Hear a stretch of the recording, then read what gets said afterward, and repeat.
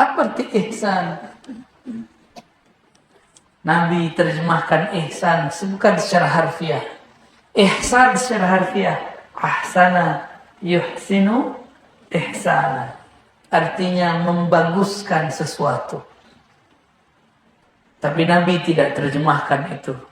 Nabi menerjemahkan secara maknawi. Inilah dasar ilmu istilahi. Jadi kalau menerjemah sesuatu tidak boleh terjemah makna harfiah, harus terjemah istilah. Salat secara harfiah berarti doa. Apakah orang berdoa sudah salat? Belum. Belum ya? Benar. Selamat dari liberal ya. Nabi mengatakan anta'budallah ka'annaka tarah. Engkau beribadah seakan memandangnya. Sedangkan di Quran dikatakan la tudrikul absar. Tidak ada pandangan yang dapat mencakupnya. Sekarang Rasulullah mengatakan engkau ibadah seakan memandangnya. Ternyata ada kata kunci. Ka'annaka tara. Seakan engkau memandangnya. Rasanya kita yang pandang. Sebenarnya dialah yang memandang. Siapa yang sanggup memandang Allah? Mataharinya pun kita tidak sanggup lihat. Apalagi yang menciptakan matahari. Rasulullah tidak sanggup dilihat oleh Abu Bakar. Apalagi Abu Bakar memandang Rabbu Rasulullah, Tuhannya Rasulullah Sallallahu Alaihi Wasallam. Jangan dikira Nabi Muhammad itu ketika Mi'raj terus pandang-pandang dengan Allah. Bukan begitu. Dalam hadis yang sahih Rasulullah ketika naik ke Arsy itu sujud kharra sajidan. Beliau tersungkur bersujud di puncak Arsy. Itulah liqa' ma Allah, bertemu dengan Allah Subhanahu wa taala. Maka kita saat sujud, kita sedang sujud dalam arasnya qalbu. Qalbu itu adalah singgasana Allah Subhanahu wa taala. Maka Nabi mengatakan engkau ibadah, menyembahnya, berubudiyah kepadanya seakan-akan engkau melihatnya. Tapi mungkinkah kita melihatnya? Yang ada dialah yang melihat kita. Yaraka, ya, hina takum. Dialah sebenarnya yang melihat engkau ketika engkau berdiri. Maka di saat itu lenyaplah pandang hamba dalam pandang Allah Subhanahu wa ta'ala. Tiadalah memandang kecuali dia. Fa in lam takun tarah, jika engkau tidak hamba, fa in tarah, yakin. Abu Hurairah juga riwayatkan hadis yang sama. Dia riwayatkan dengan kalam yang lebih umum. Apa kata beliau? Anta'mal ka'annaka tarah. Engkau bekerja akan engkau melihatnya. Ini cocok untuk para pegawai, para pedagang, orang-orang yang bekerja. Baik kerja dunia atau kerja agama. Engkau bekerja anta'mala ka'annaka tarah. Engkau bekerja seakan melihatnya. Jika tidak, maka merasa dilihatnya. Jika seseorang merasa dilihat, diperhatikan lewat CCTV, mungkinkah dia bermain-main dalam bekerja? Jika seseorang merasa diperhatikan dalam sholatnya, mungkinkah qalbunya iltifat, berpaling pada selain Allah? Allah memandang bukan zahir. Ketika kita sholat, Allah tidak pandang rida kita ini. Allah tidak pandang kopiah kita. Allah tidak pandang gamis sarung kita. Yang dipandang adalah qalbu. Yanzuru ila qulubikum. Inilah yang disebut muraqabah. Merasa intai mengintai dengan Allah. Pernahkah jatuh cinta? Pernah jatuh cinta? Atau jatuh cinta lagi? Kambuh katanya Pak Kiai. puber yang terlambat. Kalau kita dulu waktu sekolah atau waktu masih muda jatuh cinta dengan orang yang di sudut sana, maka kita pandang memandang dengannya. Tapi kalau beradu mata, mata kita tidak sanggup melihatnya, jantung terasa mau copot. Benar, dada berdesir, langit kayaknya mau runtuh. Padahal yang runtuh itu jenggot kita, Pak. Kita yang ngiler.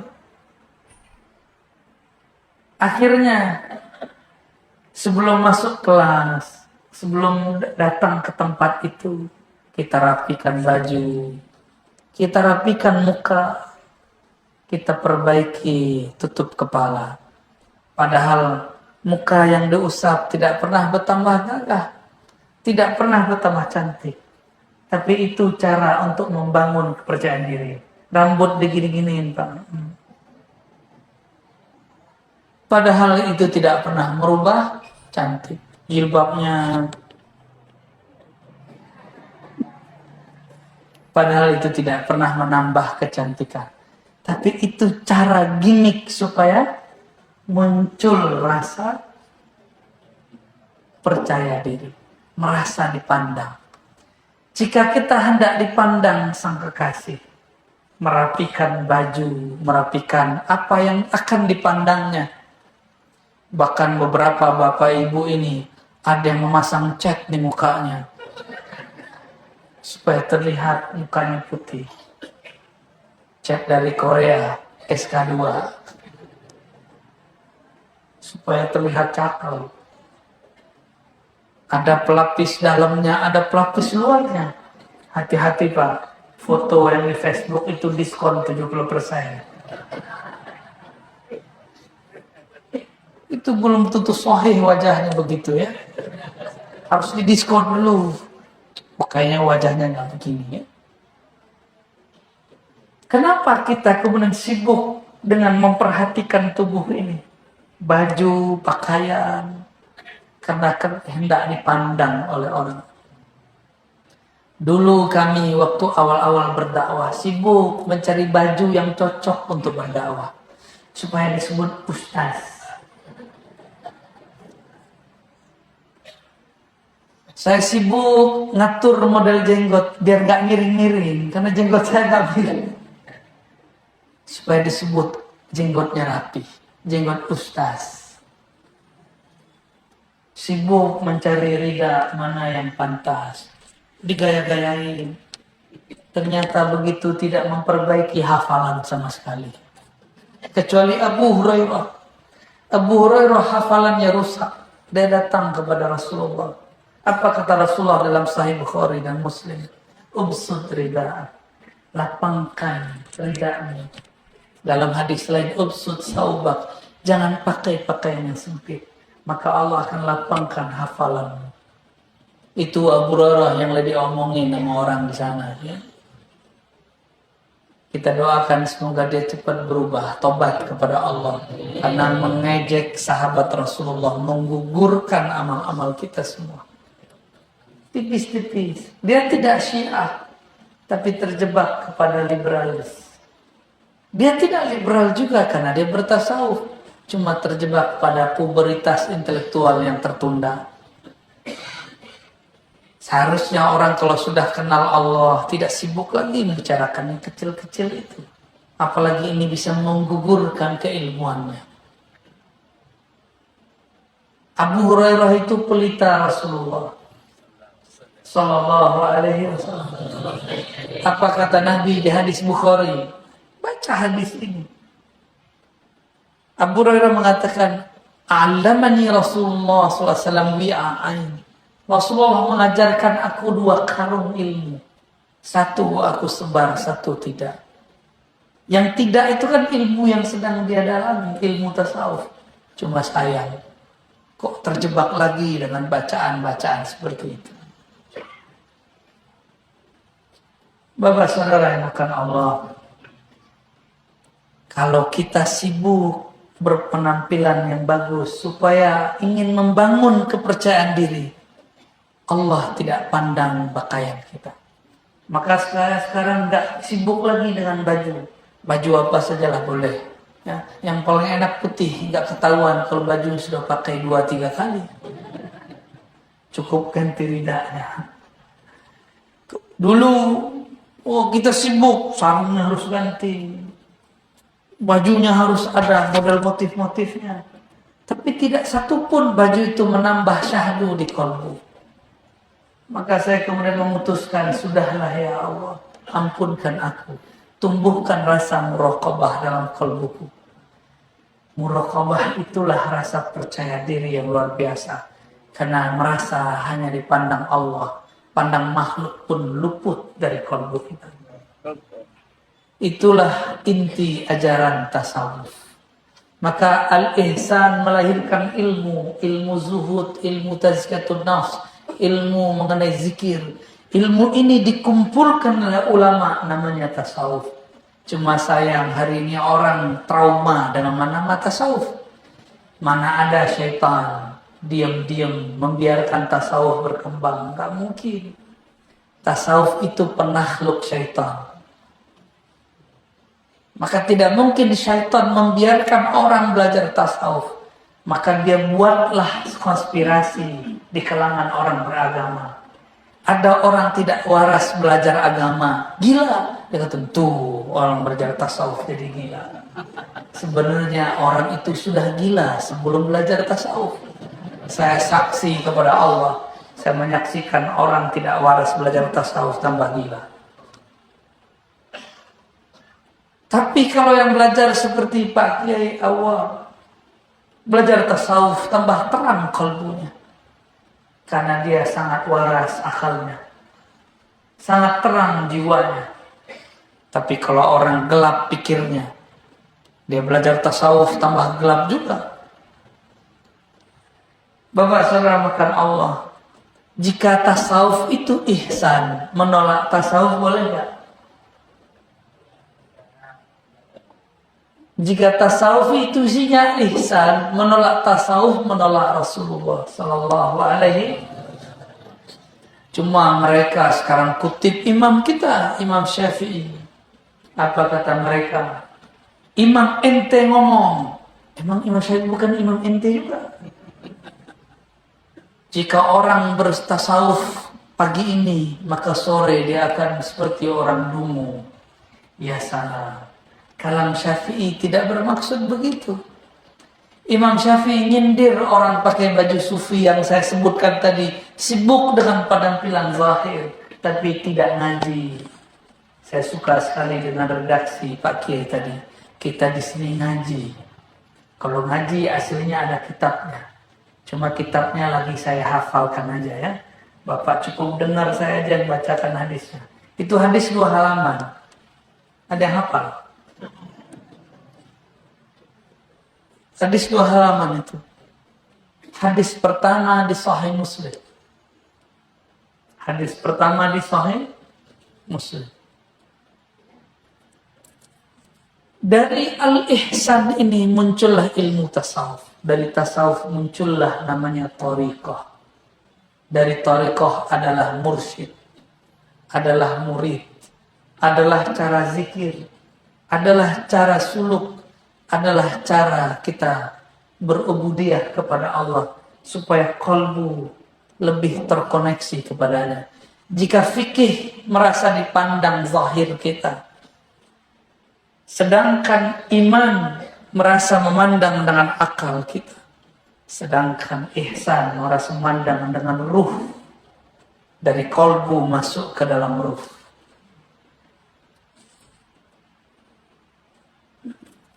Oleh karena itu tasawuf sulusuddin, tasawuf itu sepertiga atau rubu'uddin, seperempat agama.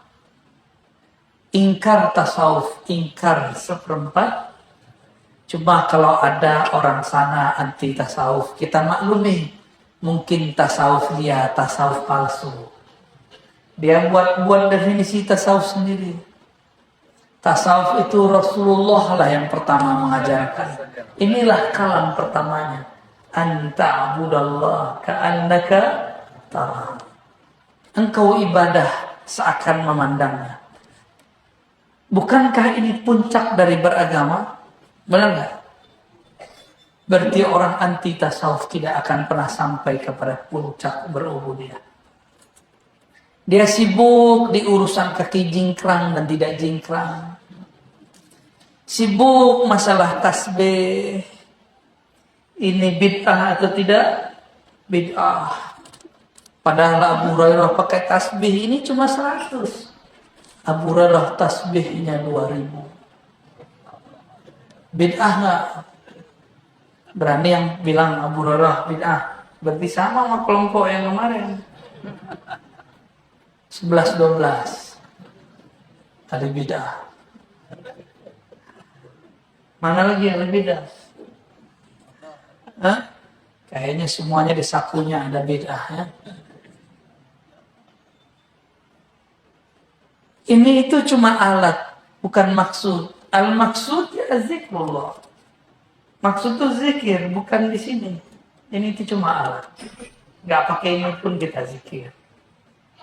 Imam Salafus Saleh Sayyidina Al-Hasan Al-Basri wafat tahun 110 Hijriah. Disaksikan oleh muridnya Habib Al-Ujaimi. Apa kata Habib Al-Ujaimi? Aku melihat guruku Hasan Al-Basri menggunakan tasbih. Padahal dia sahibul karamat, sahibul muraqabat. Beliau ahli ihsan, banyak karamahnya. Murid-muridnya dari macam-macam negara. Kami bertanya, wahai Tuan Guru, engkau sudah menjadi ulama hebat, wali tersohor. Kenapa masih menggunakan tasbih? Apa jawaban beliau? Wahai Ananda muridku, dulu kami mendapatkan muraqabah dengan pakai ini. Maka setelah dapat muraqabah ini pun tidak kami tinggal. Disitulah kemudian Al-Hasan Al-Basri memberikan tasbihnya kepada Al-Ujaimi. Al-Ujaimi memberikan kepada Daud At-Tai. Daud At-Tai memberikan kepada Ma'ruf Al-Kharqi. Ma'ruf Al-Kharqi memberikan kepada Sari Sakti. Sari Sakti memberikan kepada Junaid Al-Baghdadi. Junaid Al-Baghdadi punya murid banyak sekali. Ada Shibli, ada Hallaj, ada imam kita dalam akidah Abul Hasan Al-Asy'ari. Makanya akidah yang paling pas untuk orang-orang yang ingin wusul kepada Allah, akidah Asy'ariyah. Kenapa? Beliau telah menyampaikan kaidah-kaidah akidah yang sesuai dengan salafus saleh. Lalu orang ini bertanya lagi, mata sa'ah, kapan terjadi kiamat? Nah, karena ilmu ini sekarang lagi ramai, ilmu cucologi. Apa jawaban Nabi? Mal mas'ul anha bi'a'lama minas sa'il. Tidaklah yang ditanya lebih mengerti daripada yang bertanya. Kita sama-sama tidak tahu rahasia kapan terjadi kiamat. Kiamat dalam bahasa Arab disebut sa'ah. Sa'ah artinya time, waktu. Kapan waktu terjadi kerusakan alam semesta terjadi? Jawaban Nabi, aku yang engkau tanya tidak lebih tahu daripada engkau yang bertanya. Rasulullah itu sebenarnya lebih tahu daripada yang bertanya. Yang lebih alim Nabi Muhammad atau Jibril? Lebih mulia Nabi Muhammad atau Jibril? Tahu dari mana? Terbid'ah lagi. Mana dalil? Gak usah pakai dalil macam-macam. Waktu Mi'raj, siapa yang tembus ke aras? Jibril tidak dapat izin menembus arasnya. Berarti yang lebih tinggi siapa? Jadi Nabi ngomong begini bukan berarti Nabi tidak tahu. Nabi belum dikasih tahu. Jibril pun tidak dikasih tahu. Tapi Sayyidina Jibril mengatakan, ya sudah, akhbirni Fatihah. Ciri-cirinya apa? Dikejar terus oleh Sayyidina Jibril. Dijawab oleh Nabi dengan ciri-ciri terjadi sebelum kiamat. Disebut dengan alamat sughra. Antalidal amatu rabbataha. Ketika seorang tuan terlahir, ya, seorang ibu melahirkan tuannya. Antalidal amah ibu atau budak perempuan melahirkan rabbataha, tuannya. Dulu kalau ada budak perempuan digauli oleh suami, oleh tuannya, lahir anaknya menjadi tuannya. Itu dulu.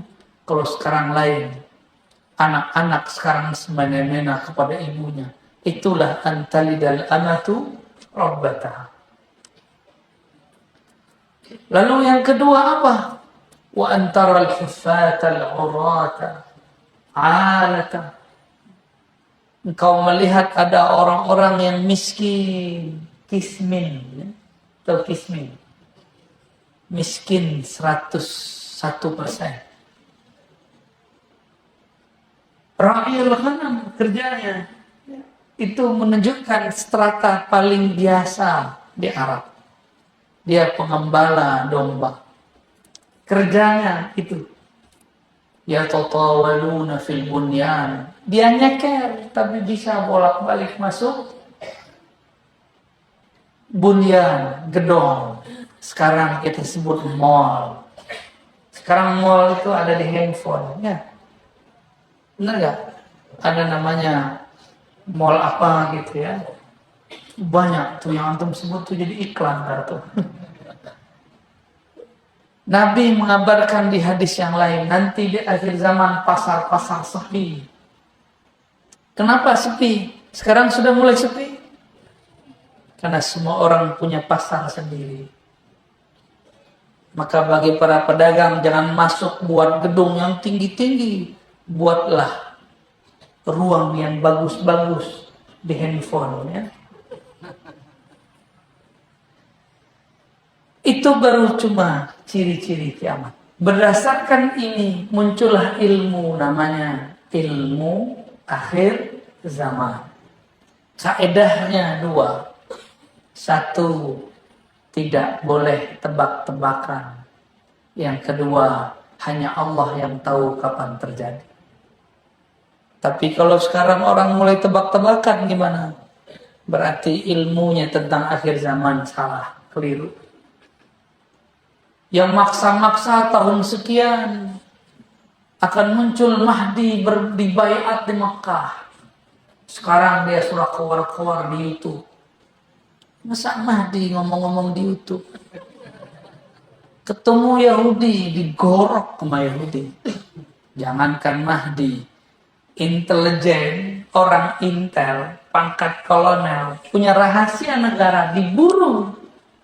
Apalagi intel langit bernama Al-Mahdi, pasti diburu. Gak mungkin Al-Mahdi kowar-kowar di YouTube. Ngaku-ngaku jadi Satrio Penenget, ya. Satrio Penenget udah ada dulu, 8 orang mungkin lebih, ya.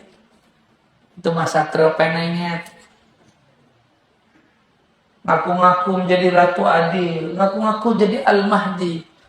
Dan itu ternyata banyak di Indonesia. Saya didatangi beberapa mereka. Saya kaget juga. Ente Al-Mahdi. Modal cuma jidat lebar, hidung mancung sedikit. Lebih mancung Pak Kiai kita. Tapi dia dengan tawadhu langsung mengatakan, ana lastu minal habaib. Saya bukan habaib. Padahal hidungnya meyakinkan sekali. Jidatnya juga lebar, tapi tidak ngaku Al-Mahdi. Alhamdulillah. Banyak hari ini yang ngaku. Saya lihat ternyata orang mulai stres. Ketika virus berkembang, orang lagi cari tempat untuk mencari keselamatan. Ini baru satu virus, 2 virus. Nanti kalau datang lagi virus, karena kata WHO virusnya ada 6. WHO virusnya ada 6. Siap-siap tegang ya. Sisa berapa lagi? Habis 2. 4 lagi, Pak. Nanti tambah banyak yang mengaku Al-Mahdi. Saya akan selamatkan umat manusia. Dia aja nggak selamat. Besok kena COVID. Nanti 2026, 2027, 2008 di puncak-puncak orang akan banyak mengaku dirinya Al-Mahdi. Siap-siap untuk menolaknya ya.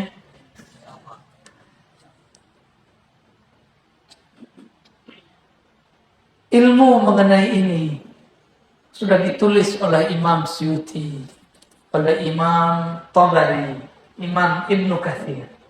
Insya Allah kalau umur panjang nanti kita buat pembahasan Man huwal Mahdi. Insya Allah kita simpulkan hadis ini. Nabi ditanya mengenai Islam, iman, ihsan, kiamat. Kesimpulannya ada pada kalam Nabi. Nabi tanya Umar nih paling serius ngeliat orang, liatin siapa ini orang. Saking seriusnya dia, orang itu pergi, dia belum dari pintu. Kok tiba-tiba hilang? Jadi sekedip mata, buka mata hilang di luar pintu.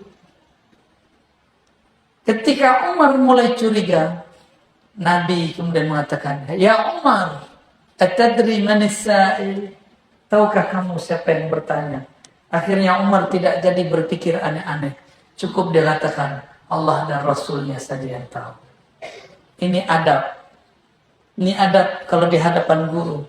Tidak boleh sok-sokalin di depan guru. Kecuali lagi ujian. Umar bukan lagi diuji. Umar lagi dialihkan Rasulullah. Apa kata Nabi? Zalika Jibril. Itu adalah Jibril kawanku. Ja'akum liyu'allimakum dinakum. Inilah kesimpulannya. Datang kepada kalian mengajarkan din kalian. Apa arti din? Agama. Dulu orang Melayu lama sebut ugama. Ya. Agama berarti ada 4 pilarnya. 1/4 pada fikih muncullah mazhab al-Islam. Maka ketika orang ingin al-Islam, berfikih, wajib bermazhab. Masjid Syekhul Islam, mazhabnya apa? Yakin? Serius? Alhamdulillah, nyambung kepada Rasulullah. Yang kedua, akidah. Akidah di sini akidah apa? Ahlussunnah, riwayat Imam Asy'ari. Riwayat, harus ada periwayatnya, nggak boleh langsung bilang kalam Allah, kalam Rasul. Kita kan nggak ketemu dengan Rasul. Dan yang ketiga, bertasawuf nggak? Bertasawuf, zikirnya ada tekniknya nggak? Ada, itu namanya thariqah. Thariqah itu jalan, jangan lama-lama di jalan. Ujung jalan adalah hakikat. Hakikat itu artinya ilmu yang mengantarkan kepada yakin. Yakin kalau sempurna namanya ma'rifat. Itulah ma'rifat, engkau memandang dalam salatmu. Tapi tiadalah engkau memandang kecuali dialah yang memberikan pandangannya. Jadi ma'rifat itulah al-ihsan. Kalau boleh kita terjemah al-ihsan ma'rifatullah. Ihsan itu adalah ma'rifatullah. Ulama kita dulu mengatakan awwaluddin ma'rifatullah. Dan 1/4 terakhir, jika ingin sempurna agama, harus mengerti ahwal akhir zaman. Akhir zaman ini akan banyak yang mengaku dirinya kelompok Al-Badar. Al-Badar ditandai dengan gerakan 313 wali-wali kutub. Nanti akan banyak tuh tentara Al-Badar. Al-Badar akan banyak nanti. hati-hati. Ini semua ada yang asli, ada yang tidak asli. Akan ada yang ngaku wali, dia bukan wali. Dia ngaku Mahdi, ternyata dia Dajjal. Ini zamannya. Maka jangan hanya berhenti pada ilmu thariqah. Harus mulai belajar ilmu akhir zaman. Saya pun baru paham 2 tahun ini ketika diberi Allah hadiah corona. Maka saya bersyukur ada corona. Karena saya mengerti ilmu ma'rifat akhir zaman. Inilah awalnya. Ya. Kalau Bapak Ibu umur panjang akan paham apa yang saya maksud. Wallahu a'lam bishawab.